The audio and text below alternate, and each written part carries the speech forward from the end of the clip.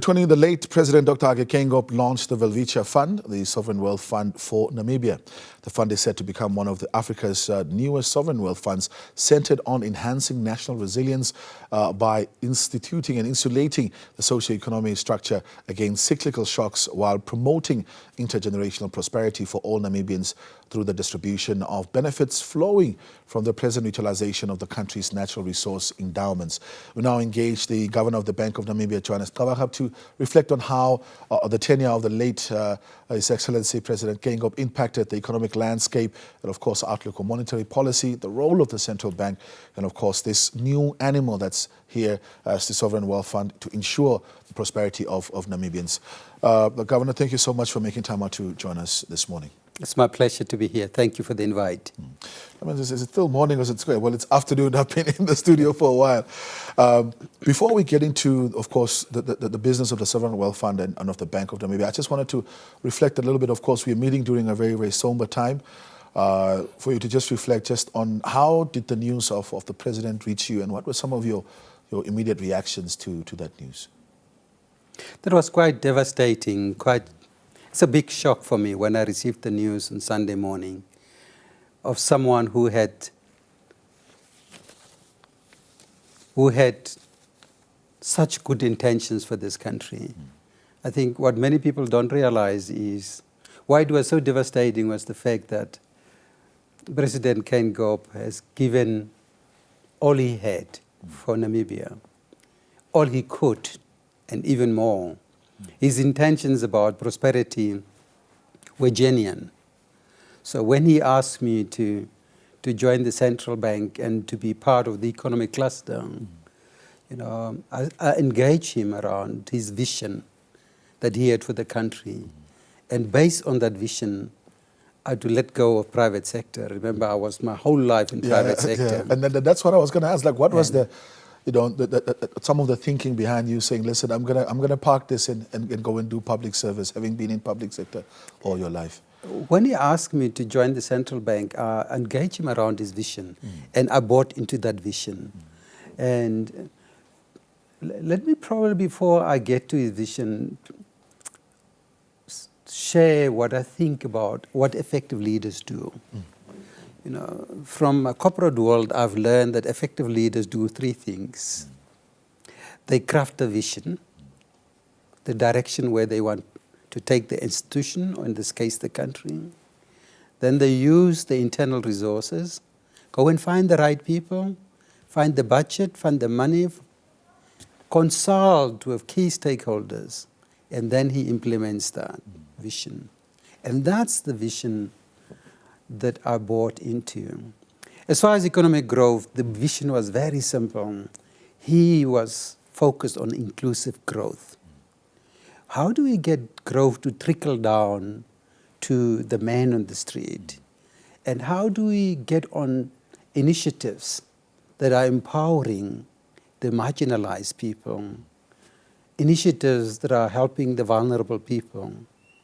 When we talk about these things, we need to grow this economy to better the situation of the most disadvantaged people in this country.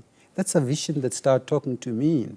I said, there's no point in me criticizing from outside how things are wrong.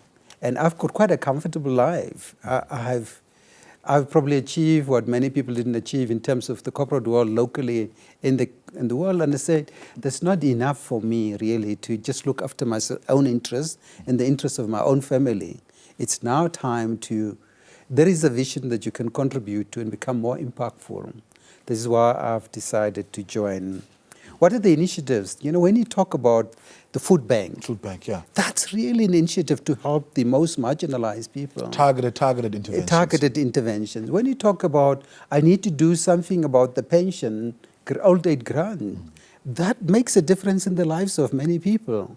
So that's the type of serious initiatives that he wanted in terms of the inclusive growth. Making sure that no one is left out. So it wasn't just a slogan when we were saying the Namibian house, no one must be left out. No, it was not a slogan. It was built on solid initiatives, When you got the food bank and people benefited that, when you got old age pension, and before he left, he even saying, this is what I want to do on the old age pension. We need to improve because it's making such a big difference in the life of people. I think from an economic point of view, he actually put the country on a solid platform from which we can take off. Which we can take and grow. It's like an aeroplane on the tarmac now. Guys, we filled up, we're ready, the building blocks are in place, let's go. So that was the vision. And then he went out and said, let's get the people in place. And that's what I wanted to move to, because there was also during his time an employment of a lot of private sector players. If you look at even the economics advisor, he was formerly at Alan Gray as the managing director, yourself, of course, coming from private sector. Talk to me about that thinking and that change in trajectory from his side to say we need to involve private sector if we want to boost government efficiency and performance as well. Yeah. So he basically said, for me to effectively implement this vision, I need a blend of people inside and outside the government. So the people inside the government also did a great job, but I need some fresh blood around that. So he got technocrats like your Minister of Finance, like Minister Alwendo, like Minister Geingob. And then from the private sector, the economic cluster got in the managing director of Alan Gray James, got in the managing director of Pricewaterhouse, Ms. Nangula Wanja, brought myself into. Those things didn't happen by chance. Those were intentional choices he made to bring those people in to help create a team that can implement this vision. So, and I bought into that vision. Before we look at the Sovereign Wealth Fund, let's just look at his thinking around and the vision that he had for the Bank of Namibia, or the central bank. How did he see the central bank within the overall state administration of Namibia? One thing that he realized at the central bank and that emphasized was the independence of the central bank. The central bank is, and since his appointment, I never got a call from him like many other people were saying, instructed by the president to do ABA.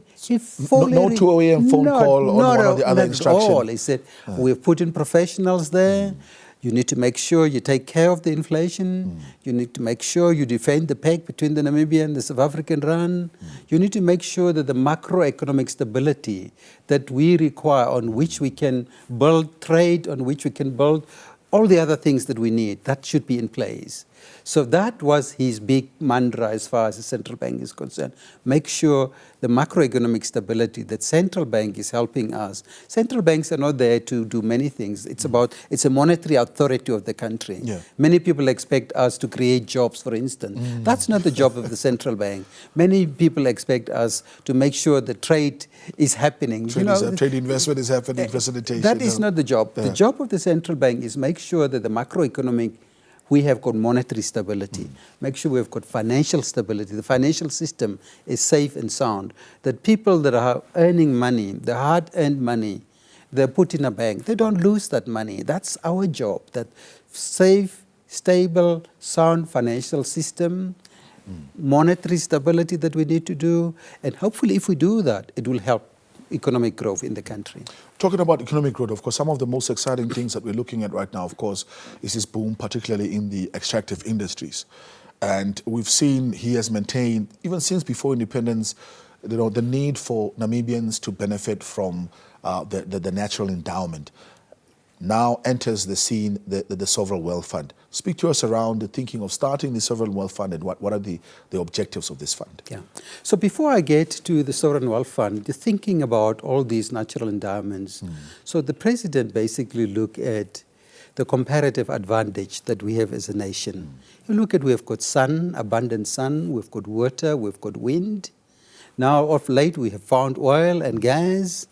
And he said, if you want to craft a successful vision and a strategy, you look at what are you good at?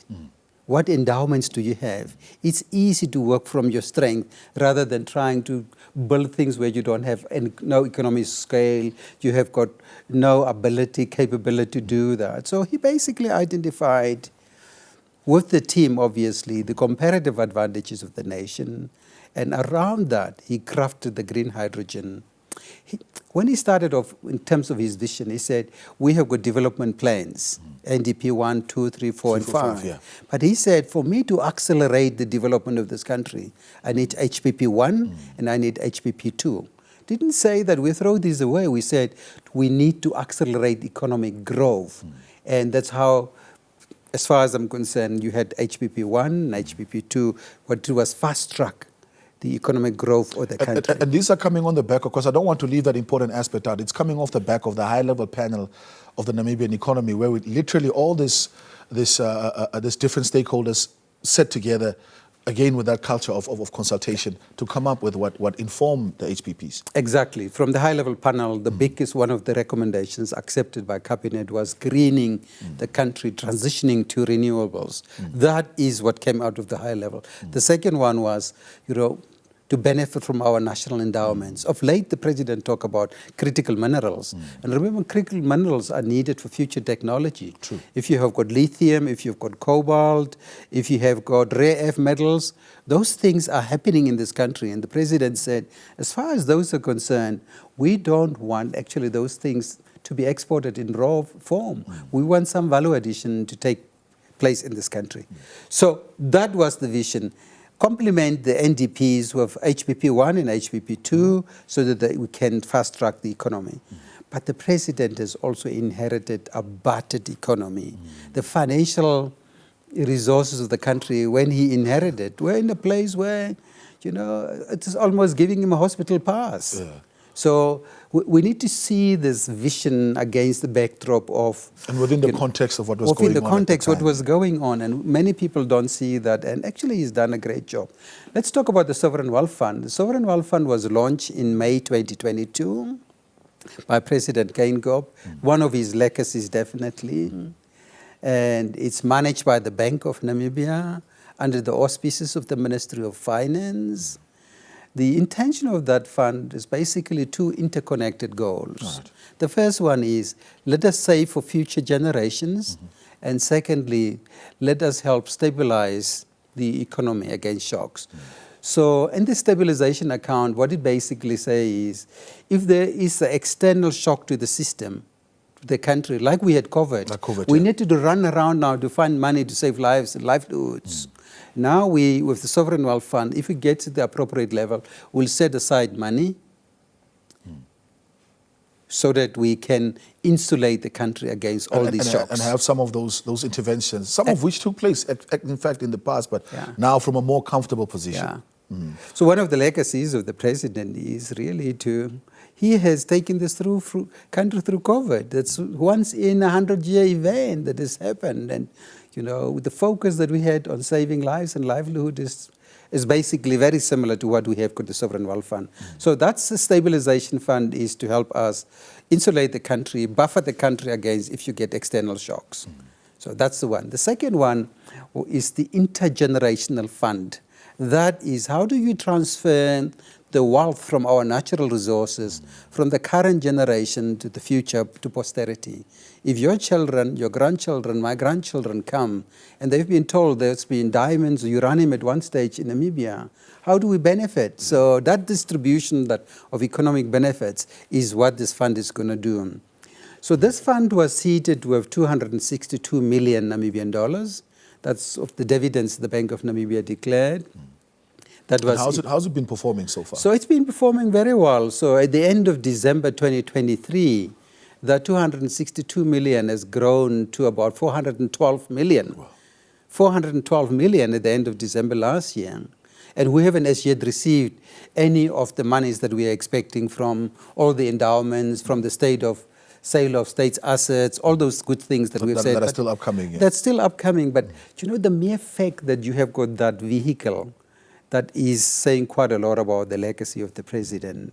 So, and this fund is going to be structured according to the Santiago principles. And then that's why I wanted to ask also the issue around the transparency and accountability, because generally, if you look at, of course, the history and some of the narratives around how governments across the continent have handled natural endowments and benefits from that, it leaves very little to be desired. But because of this transparency and accountability mantra of President Geingob, how has that been factored into the running of the fund? So currently, we are busy with the bill around that. So once the bill is finalized, we'll know exactly the actual governance. But the proposal is to structure it in accordance with the Santiago principles. The Santiago principles are globally accepted best practice, how you run and govern and invest and risk manage sovereign wealth funds. So that is what's going to come in. And the Bank of Namibia is currently the manager. The Minister of Finance is overseeing how we do this. So you talk about transparency. One of the legacies of President Geingob is his focus on transparency. And we forget about, this is one of the first people that actually have got the guts to go and declare the assets of his own and his wife.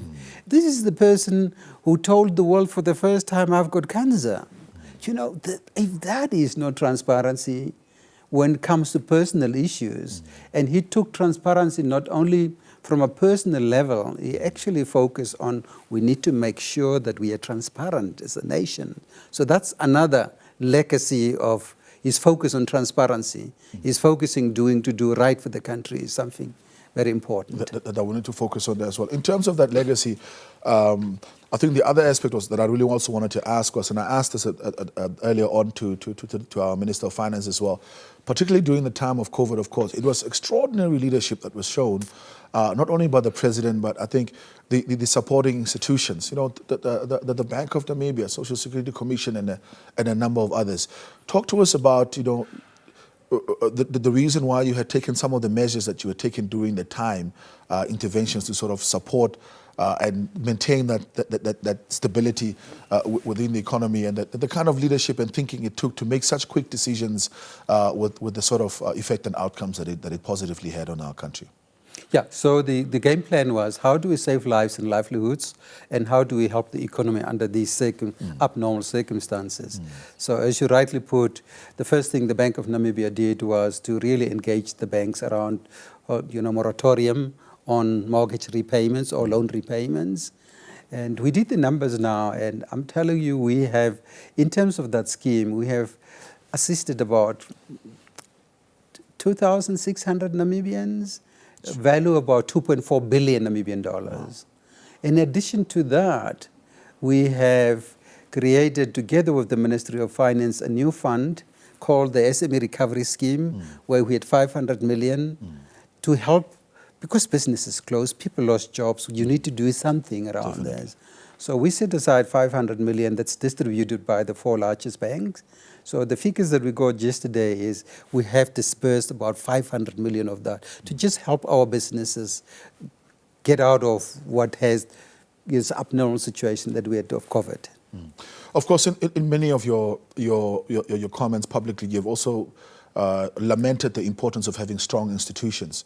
And we know the President, of course, was also a very institution, systems and processes guy.